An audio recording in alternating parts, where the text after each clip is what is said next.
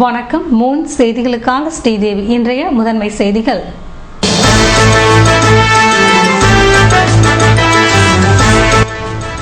புதுவை நெல்லித்தோப்பு வட்டார காங்கிரஸ் தலைவராக தொழிலதிபர் பழனி நியமனம். எம்எல்ஏ நமச்சிவாயம் மற்றும் கட்சியினர் வாழ்த்து.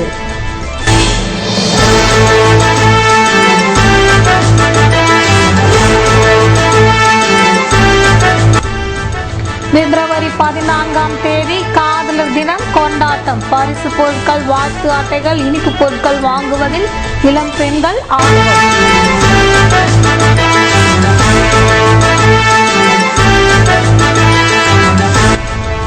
காந்தி வீதியில் குற்றங்களை தடுக்க அனைத்து கடைகளிலும் நிறுவிய கண்காணிப்பு கேமராக்கள். புதுவை ஆட்சியர் சுந்தர வடிவேலு துவக்கி வைத்தார்.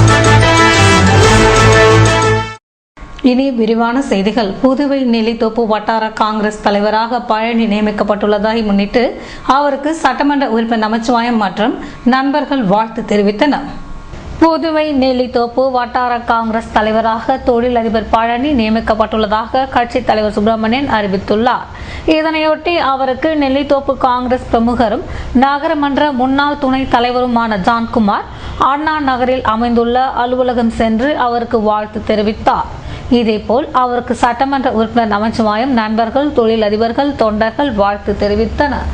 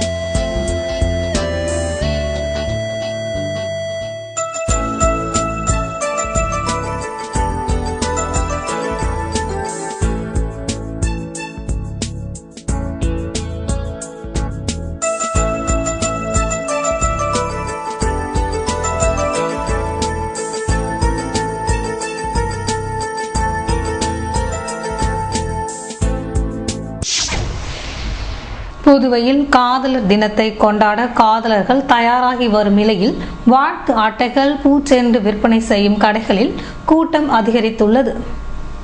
உலகம் முழுவதும் வருகிற 14 வேலண்டைன்ஸ் டே எனப்படும் காதலர் தினம் கொண்டாடப்படுகிறது. புதுவையில் இந்த தினத்தை கொண்டாட சில அமைப்புகள் எதிர்ப்பு தெரிவித்திருந்த போதிலும் அதனை காதலர்கள் கண்டு கொண்டதாக தெரியவில்லை. காதலர் தினத்தில் ஒவ்வொருவரும் தங்களது காதலனை, காதலியை சந்தித்து பரிசுகள் மற்றும் பூக்களை வழங்கி தங்கள் காதலை வெளிப்படுத்துவது வழக்கம். இதனையொட்டி காதலர் தினத்திற்காக புது வாழ்த்து அட்டைகள் விற்பனைக்கு வந்துள்ளன. இது தவிர விதவிதமான பூக்களும், ரோஜா பூவும், இதய வடிவில் சாக்லேட்டுகள், டீ கப்புகள், மோதிரம் மற்றும் பல்வேறு கலைநயமிக்க பொருட்கள் விற்பனைக்கு வந்துள்ளதால் காதலை வெளிப்படுத்தும் பொருட்கள் விற்பனையும் அதிகரித்துள்ளது. இது போன்ற சூழ்நிலையில் காதலர் தினமான 14 பூக்களில் ரோஜாவுக்கு மட்டுமே மதிப்பு அதிகம் என்பதால் வழக்கமாக 10 ரூபாய்க்கு விற்பனையாகும் ரோஜா பூக்கள் 20 ரூபாயினை தாண்டும் நிலை ஏற்பட்டுள்ளது. இது தவிர பூச்செண்டுகள் வாங்க பரிசு பொருட்கள் கடையில் இளைஞர்கள் மற்றும் இளம்பெண்கள் கூட்டம் அதிகமாக காணப்பட்டது. காதலர்கள் மட்டுமன்றி திருமணமானவர்களும் தங்கள் துணைவன் மற்றும் துணைவுக்கு பரிசு பொருட்களை வாங்கி மகிழ்ச்சியை பரிமாறிக்கொள்ளும் நிலை இருப்பதாலும் நடுத்தர வயது பெண்கள் மற்றும் ஆண்களையும் பரிசு பொருட்கள் கடையில் காண முடிந்தது. இதிலிருந்து காதலர் தினத்தை ஒட்டுமொத்தமாக கொண்டாட அனைத்து தரப்பினரும் தயாராகி வருகின்றனர் என்பது திண்ணம். புதுவை காந்தி வீதியில் குற்றங்களை தடுக்கும் பொருட்டு அமைக்கப்பட்டுள்ள கண்காணிப்பு கேமராக்களை மாவட்ட ஆட்சியர் சுந்தரவடிவேலு இயக்கி வைத்தார். புதுவையில் இருக்கும் வணிகர்களின் நலனை கருத்தில் கொண்டு வர்த்தக சபை பல்வேறு நலத்திட்டங்களை செய்து வருகிறது. புதுவை வணிகர்களின் நலன் மற்றும் பாதுகாப்பிற்காக புதுவையின் ஒரு பகுதியான காந்தி வீதியை தேர்ந்தெடுத்து அந்த பகுதியை பாதுகாப்பான தெரு என்று ஒரு முன்மாதிரி திட்டமாக அறிமுகப்படுத்தப்பட உள்ளது. இந்த திட்டத்தில் காந்தி வீதி எஸ்.வி. பட்டேல் சாலை முதல் புஸ்ஸி வீதி சந்திப்பு வரை உள்ள கடைகள் மற்றும் நிறுவனங்களின் பாதுகாப்பை முன்னிட்டு சுமார் 10 லட்சம் ரூபாய் மதிப்புள்ள CCTV அதிநவீன கண்காணிப்பு கேமராக்கள் மற்றும் உபகரணங்களை காந்தி வீதி முழுவதும் நிறுவியுள்ளது. இதன் தொடக்க விழா புதுச்சேரி காந்தி வீதி பெருமாள் கோவில் வீதி சந்திப்பில் நடைபெற்றது. விழாவிற்கு வர்த்தக சபையின் தலைவர் செண்பகராஜன் தலைமையேற்றார். பொதுச் செயலாளர் தணிகாசலம் வரவேற்புரையாற்றினார். துணைத் தலைவர் மற்றும் பொருளாளர் குணசேகரன் முன்னிலை வகித்தார். விழாவின் சிறப்பு விருந்தினராக கலந்து கொண்ட மாவட்ட ஆட்சியர் சுந்தரவடிவேல் பாதுகாப்பான தெரு திட்டத்தை தொடங்கி வைத்தார். பின்னர் விழாவின் இன்னொரு சிறப்பு விருந்தினராக கலந்து கொண்ட புதுச்சேரி காவல்துறை துணைத் தலைவர் கண்ணன் ஜெகதீசன் கலந்து கொண்டு சிறப்புரையாற்றினார். வர்த்தக சபையின் தலைவர் சண்பகராஜன் திட்டத்தின் உபகரணங்களை பயன்படுத்தும் சாவியை காவல்துறை துணைத் தலைவர் கண்ணன் ஜெகதீசனிடம் வழங்கினார். விழாவில் முதுநிலை காவல் கண்காணிப்பாளர் மற்றும் காவல்துறையின் பல்வேறு அதிகாரிகள் கலந்து கொண்டனர். வர்த்தக சபையின் நிர்வாக குழு உறுப்பினர்கள் சிவசங்கர், ஆனந்த முருகேசன், ராஜா, தண்டபாணி, முகமது சிராஜ், தேவகுமார், ஞானசம்பந்தம் மற்றும் இவ்விழாவில் வர்த்தக சபை உறுப்பினர்கள், காந்தி வீதி வணிகர்கள், பல்வேறு வணிக சங்கங்களின் பொறுப்பாளர்கள் கலந்து கொண்டு சிறப்பித்தனர். புதுவை மகளிர் மற்றும் குழந்தைகள் மேம்பாட்டு கழகம் சார்பில் மகளிர் சுய உதவிக்குழு விற்பனை மையம் திறந்து வைக்கப்பட்டது. புதுச்சேரி மகளிர் மற்றும் மாற்றுத்திறனாளிகள் மேம்பாட்டு கழகத்தின் மூலம் மகளிர் சுய உதவி குழுக்கள் பயன்பெறும் வகையில் பலவிதமான நலத்திட்டங்களை செய்து வருகின்றது. இதன் அடிப்படையில் புதுச்சேரி பழைய பஸ் நிலையம் அருகில் உள்ள உழவர் சந்தை மற்றும் லாஸ்பேட்டை உழவர் சந்தையில் மகளிர் சுய உதவி குழுக்களுக்கு விற்பனை மையம் தொடங்கப்பட்டு சிறப்பாக நடைபெற்று வருகின்றது. மேலும் இக்கழகத்தின் மூலம் புதுச்சேரி மாநிலம் அரியாங்குப்பம் உழவர் சந்தையில் சுய உதவி குழுவை சேர்ந்த மகளிரால் தயாரிக்கப்பட்ட பொருட்களை விற்பனை செய்வதற்கு ஏதுவாக மேலும் ஒரு விற்பனை மையம் பெறப்பட்டு இக்கழகத்தின் தலைவர் பாண்டியன் முன்னிலை வகிக்க விற்பனை மையம் திறக்கப்பட்டு முதல் விற்பனை துவக்கப்பட்டது. நல அமைச்சர் ராஜவேலு முதல் விற்பனையை பெற்றுக்கொண்டார். புதுவை கதிர் கிராமம் இந்திரா காந்தி அரசு மருத்துவக் கல்லூரியில் சிறப்பு படுக்கை பிரிவை முதல்வர் ரங்கசாமி திறந்து வைத்தார். கதிர்காமம் இந்திரா காந்தி மருத்துவமனையில் சிறப்பு படுக்கை பிரிவை முதல்வர் ரங்கசாமி திறந்து வைத்தார். உடன் மருத்துவமனை முதல்வர் கோவிந்தராஜ் மற்றும் அதிகாரிகள் உடனிருந்தனர். ஒரு தனிப்பிரிவிலும் 150 ரூபாய், 300 ரூபாய், 600 ரூபாய் என்ற நிலையில் அறைகள் ஒதுக்கப்பட்டு நோயாளிகளுக்கு மருத்துவ வசதி சிறந்த முறையில் அளிக்க ஏற்பாடு செய்யப்பட்டுள்ளது. பொது பிரிவு இல்லாமல் இந்த சிறப்பு பிரிவானது வசதி படைத்தவர்கள் கட்டணம் செலுத்துகின்ற நிலையில் இந்த சிறப்பு பிரிவில் மருத்துவ சிகிச்சை பெறுவதற்கு ஏதுவாக இந்த சிறப்பு பிரிவு தொடங்கப்பட்டிருக்கின்றது. விரைவிலேயே அறுவை சிகிச்சை கூடங்கள் அத்தனையும் முழு வீச்சில் இயங்குவதற்கான நடவடிக்கையை எடுக்கப்பட இருக்கின்றது. சுமார் 30 கோடி ரூபாய் அதற்கான நிதி தேவைப்படுகின்றது. எல்லா அறுவை சிகிச்சை கூடங்களும் சிறந்த முறையில் இயங்குவதற்குரிய நிலையில் புதிய தொழில்நுட்பங்களை கொண்ட கருவிகள் அனைத்தும் பொருத்துவதற்கான நடவடிக்கை அரசு எடுத்திருக்கின்றது. அதேபோன்று சிடி ஸ்கேன் வாங்குவதற்கு அனுமதி அளிக்கப்பட்டு அதற்குரிய ஆர்டர் அந்த நிறுவனத்திற்கு கொடுக்கப்பட்டிருக்கின்றது. விரைவிலேயே அந்த சிடி ஸ்கேன் நம்முடைய அரசு மருத்துவக் கல்லூரி மருத்துவமனையில் இயங்கும் என்பதை நேரத்தில் நான் உங்களுக்கு தெரிவித்துக் கொள்கின்றேன். நம்முடைய அகில இந்திய மருத்துவ கழகமானது நம்முடைய மருத்துவக் கல்லூரிக்கு அனுமதி வழங்குவதற்காக சில குறைகளை சுட்டிக்காட்டி அவர்கள் நிவர்த்தி செய்ய வேண்டும் என்று அறிவுறுத்தியிருந்தார்கள். அதையெல்லாம் இப்பொழுது நம்முடைய மருத்துவக் கல்லூரி நிர்வாகம் சரி செய்து அதற்குரிய பதில் கொடுக்கப்பட்டிருக்கின்றது. அதனால் விரைவிலேயே மருத்துவக் கழகத்தினுடைய அனுமதி நமக்கு இந்த ஆண்டிற்கு கிடைக்கும் என்ற நம்பிக்கை எனக்கு இருக்கின்றது. இந்த பிஜி கோர்ஸ் இந்த ஆண்டு தொடங்குவதற்கு நடவடிக்கையும் அரசு எடுத்திருக்கின்றது. அதனுடைய அனுமதியும் பெறுவதற்கு நாம் மருத்துவக் கழகத்திடம் அணுகி இருக்கின்றோம்.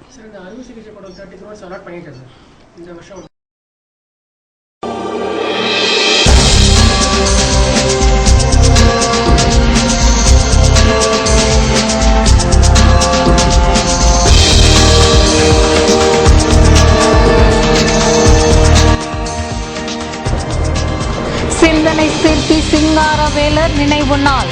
அமைச்சர்கள், காங்கிரசார் மற்றும் மீனவ அமைப்பினர் மாலை அணிவித்து மரியாதை.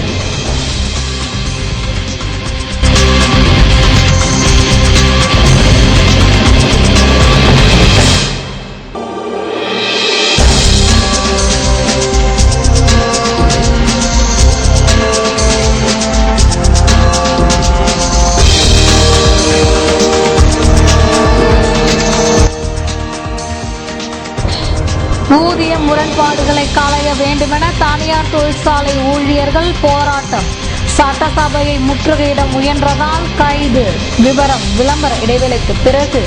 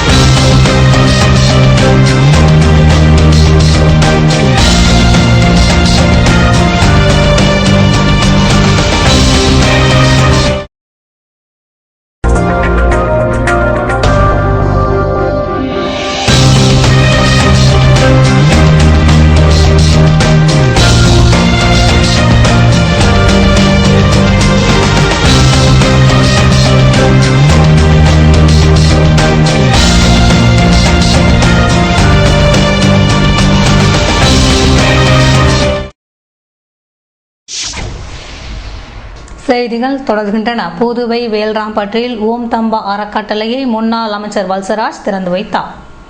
புதுச்சேரி வேல்ராம்பேட் மறைமலை நகரில் அமைந்துள்ள ஓம் தம்பா சேரிட்டபிள் டிரஸ்டை முன்னாள் உள்துறை அமைச்சர் வல்சராஜ் எம்எல்ஏ துவக்கி வைத்தார். பொதுமக்களுக்கான இலவச கண் சிகிச்சை மருத்துவ முகாமை பாஸ்கர் எம்எல்ஏவும், பல் சிகிச்சை மருத்துவ முகாமை நமச்சிவாயம் எம்எல்ஏவும் துவக்கி வைத்தனர். காங்கிரஸ் கட்சி பொதுச் செயலாளர் சிவக்கொழுந்து மரக்கன்று மற்றும் அன்னதானம் வழங்கினார். இந்நிகழ்ச்சியில் சிறப்பு விருந்தினர்களாக ராகுல் காந்தி தேசிய பேரவைத் தலைவர் சேகர், ஜோதி கண் மருத்துவமனை வாசன் சார்பு நிறுவனம் டாக்டர் வனஜா வைத்தியநாதன், காங்கிரஸ் கட்சி மாநில பிரதிநிதி குமார், காங்கிரஸ் கட்சி செயலாளர் வாசுதேவன், முதலியார்பேட்டை வட்டார காங்கிரஸ் கமிட்டி தலைவர் தங்கமணி, மாவட்ட காங்கிரஸ் கமிட்டி பொதுச் செயலாளர் அசோகன் செல்வம், சக்தி, சந்துரு, பிரபு, முதலியார்பேட்டை இளைஞர் காங்கிரஸ் தலைவர் பிரபு, பாலாஜி, கணேசன், சுரேஷ், ராஜமூர்த்தி மற்றும் திரளானோர் கலந்து கொண்டனர்.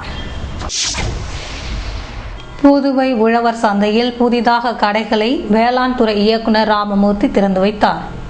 புதுச்சேரி உழவர் சந்தையில் புதிதாக தோட்டக்கலை விவசாயிகள் வளர்ச்சி சங்கம் சார்பில் 2 கடைகள் புதிதாக திறக்கப்பட்டது. இதில் விவசாயிகள் தங்கள் நிலத்தில் விளையும் காய்கனிகளை தோட்டக்கலை விவசாய வளர்ச்சி சங்கத்தில் மூலம் விற்பனை செய்ய வேளாண் துறை இயக்குநர் ராமமூர்த்தி திறந்து வைத்தார். புதுவையில் சிங்காரவேலர் நினைவு நாளை ஒட்டி அவரது உருவ சிலைக்கு அமைச்சர்கள், காங்கிரசார் மற்றும் பல்வேறு அமைப்பினர் மாலை அணிவித்து மரியாதை செலுத்தினர். புதுவை செய்தி மற்றும் விளம்பரத்துறை சார்பில் சிங்காரவேலர் நினைவு நாள் புதன்கிழமை அனுசரிக்கப்பட்டதை ஒட்டி அவரது உருவ சிலைக்கு அமைச்சர்கள் ராஜவேலு, பன்னீர்செல்வம் ஆகியோர் மாலை அணிவித்து மரியாதை செலுத்தினர். இதேபோன்று காங்கிரஸ் சார்பில் தலைவர் சுப்பிரமணியன், முன்னாள் அமைச்சர் ஷாஜகான், முன்னாள் சட்டமன்ற உறுப்பினர் ஜெயமூர்த்தி மற்றும் பலர் மாலை அணிவித்து மரியாதை செலுத்தினர். இதேபோல் மீனவர் விடுதலை வேங்கை அமைப்பினர் அதன் அமைப்பாளர் மங்கையர் செல்வம் தலைமையில் மாலை அணிவித்து மரியாதை செலுத்தினர். இதேபோன்று இந்திய communist, Marxist communist, Dravidar Kazhagam, Singaravelu அறக்கட்டளை நிர்வாகிகள் மாலை அணிவித்து மரியாதை செலுத்தினர். ஊதிய முரண்பாடுகளை களைய வலியுறுத்தி தனியார் தொழிற்சாலை ஊழியர்கள் சட்டசபையை முற்றுகையிட முயன்றதால் கைது செய்யப்பட்டனர். புதுவை தனியார் தோல் கம்பெனி தொழிலாளர்கள் ஊதிய முரண்பாடு கண்டித்து தொடர் போராட்டங்களில் ஈடுபட்டு வருகின்றனர். இது தொடர்பாக முதல்வர் ரங்கசாமி மற்றும் அதிகாரிகளை சந்தித்து பேச்சுவார்த்தை நடத்தினார். இருப்பினும் தீர்வு கிடைக்கவில்லை. நேற்று முன்தினம் கடற்கரை சாலையில் கம்பெனிக்கு சொந்தமான தனியார் ஓட்டலை முற்றுகையிட்ட தோல் கம்பெனி தொழிலாளர்கள் 200க்கும் மேற்பட்டோர் போலீசாரால் கைது செய்யப்பட்டனர். இந்நிலையில் நேற்று மாலை மீண்டும் போராட்டத்தில் ஈடுபட்டனர். கம்பன் கலையரங்கில் இருந்து சட்டசபையை முற்றுகையிட முயன்ற தொழிலாளர்கள் புறப்பட்டனர். மாதா கோவில் அருகே போலீசார் அவர்களை தடுத்து நிறுத்தி கைது செய்தனர். இதில் 100 பேர் கைது செய்யப்பட்டனர்.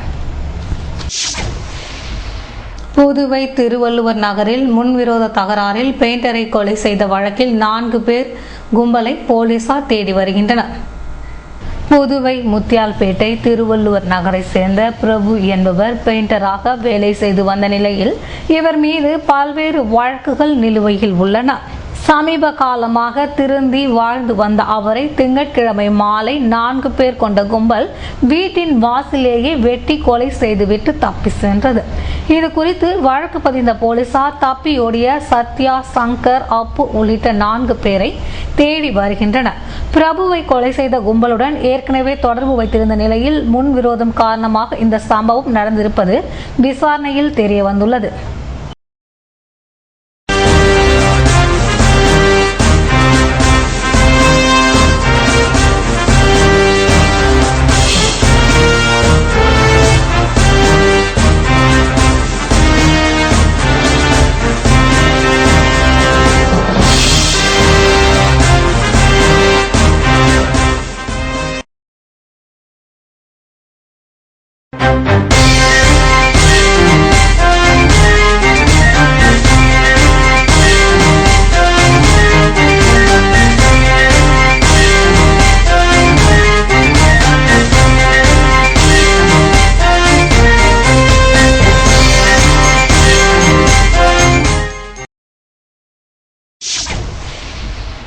செய்திகள் தொடர்கின்றன. மண்ணாடிப்பட்டு தொகுதியில் 10 லட்சம் ரூபாய் மதிப்பில் சாலை அமைக்கும் பணியினை துணை சபாநாயகர் செல்வம் துவக்கி வைத்தார்.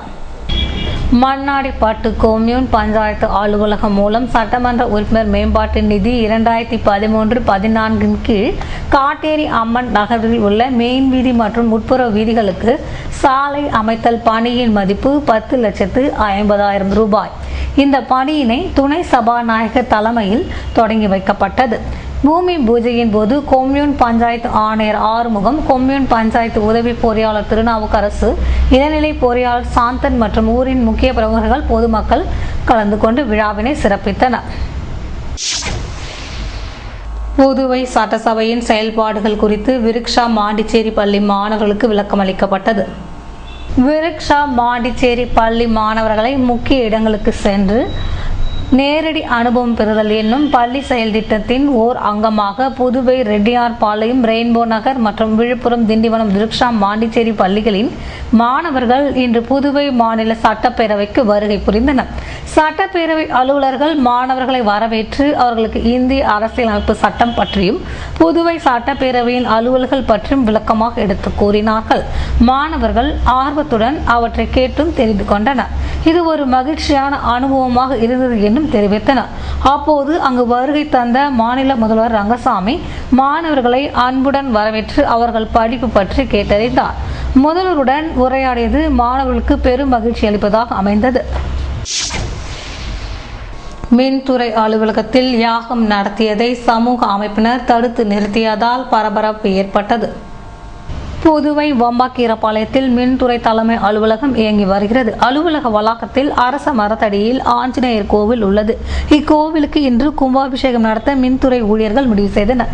இதற்காக புரோகிதர்கள் நேற்றிரவு யாகம் நடத்தி கொண்டிருந்தனர். அரசு அலுவலகத்தில் யாகம் நடத்துவதை அறிந்த பெரியார் திராவிடர் விடுதலை கழக கோகுல் காந்திநாத், பெரியார் சிந்தனையாளர் இயக்கம் தீனா, அலைகள் இயக்கம் பாரதி, தனித்தமிழர் இயக்கம் மகேஷ், பிரெஞ்சு இந்திய மக்கள் முன்னணி இருதயராஜ் உள்ளிட்ட சமூக அமைப்பினர் 100க்கும் மேற்பட்டோர் அலுவலகம் முன் திரண்டு ஆர்ப்பாட்டத்தில் ஈடுபட்டனர். தகவல் அறிந்த ஒதியஞ்சாலை போலீசார் அங்கு வந்தனர். வாயில் கேட்டை இழுத்து பூட்டினர். அரசு அலுவலகத்தில் கோயில் கட்டக்கூடாது, யாகம் நடத்தக்கூடாது என கோர்த்தடை விதித்திருந்த நிலையில் யாகம் எப்படி நடக்கலாம் என கேட்டு போலீசாருடன் அமைப்பினர் வாக்குவாதத்தில் ஈடுபட்டனர். அப்போது திடீரென கேட்டை தள்ளிவிட்டு உள்ளே புகுந்தனர். யாகம் நடந்து கொண்டிருந்த நிலையில் அதற்கான பூஜை பொருட்களை அடித்து நொறுக்கினர். தடுத்த போலீசாருக்கும் அமைப்பினருக்கும் இடையே தள்ளுமுள்ளு ஏற்பட்டது. தொடர்ந்து அமைப்பினரை சமரசப்படுத்தி அங்கிருந்து அப்புறப்படுத்தினர். யாகம் நிறுத்தப்பட்டது. இதையடுத்து போராட்டக்காரர்கள் அங்கிருந்து கலைந்து சென்றனர்.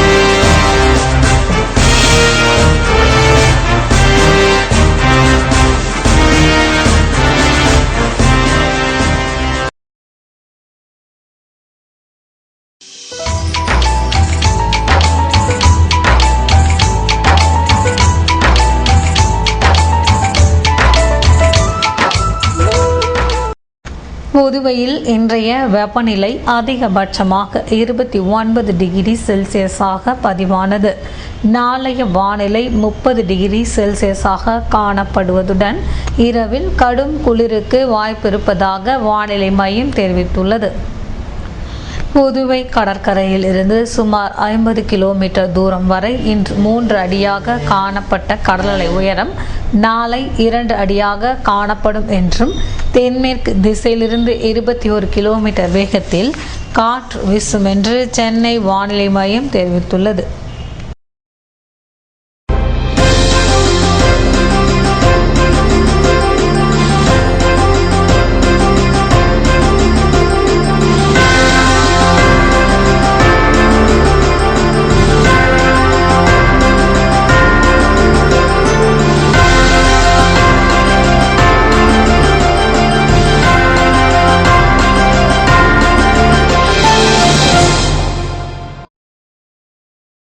மீண்டும் இன்றைய முதன்மை செய்திகள்.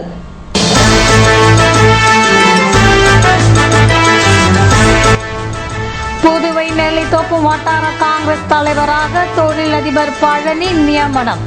எம்எல்ஏ நமச்சிவாயம் மற்றும் கட்சியினர் வாழ்த்து.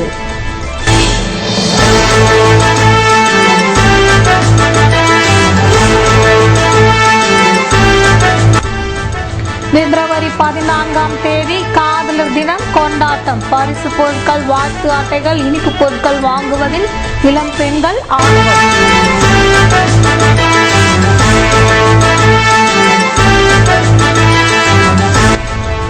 காந்தி வீதியில் குற்றங்களை தடுக்க அனைத்து கடைகளிலும் நிறுவிய கண்காணிப்பு கேமராக்கள். புதுவை ஆட்சியர் சுந்தர வடிவேலு துவக்கி வைத்தார். இத்துடன் செய்திகள் நிறைவடைந்தன. வணக்கம்.